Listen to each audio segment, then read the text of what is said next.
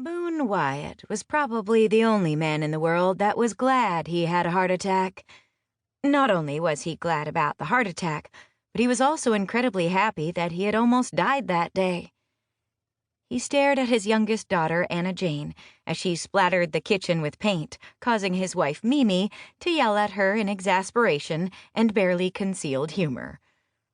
He glanced out the window as movement caught his eye, a small smile tugging at his lips. His oldest son was walking hand in hand down the long mountain trail with the woman of his dreams. Yes, Boone was happy he had a heart attack. Because if he hadn't had that fateful attack, his children wouldn't have moved back here and found the happiness and joy they all deserved. And if he was being completely honest with himself, he would still be taking his life, his home, his wife, and his family for granted. He had never truly appreciated them. Not really. But he did now. He didn't take one moment for granted, not a single memory or laugh, not a tear or a sneeze. It was all so precious. It was all so finite. But it was all his.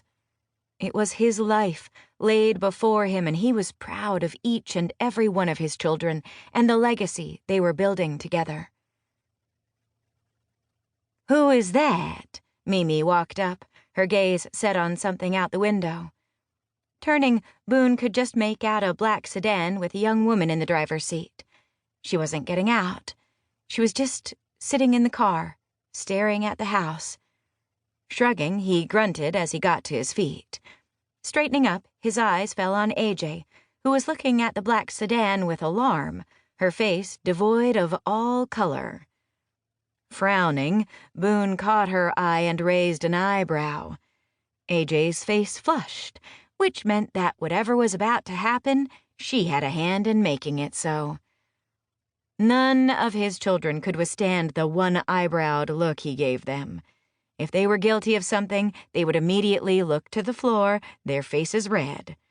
And AJ's eyes were trained on the antique rug, her face the color of a summer tomato. "Oh, Anna Jane," he sighed, just quiet enough so Mimi couldn't hear him. "What did you do this time?" "I didn't.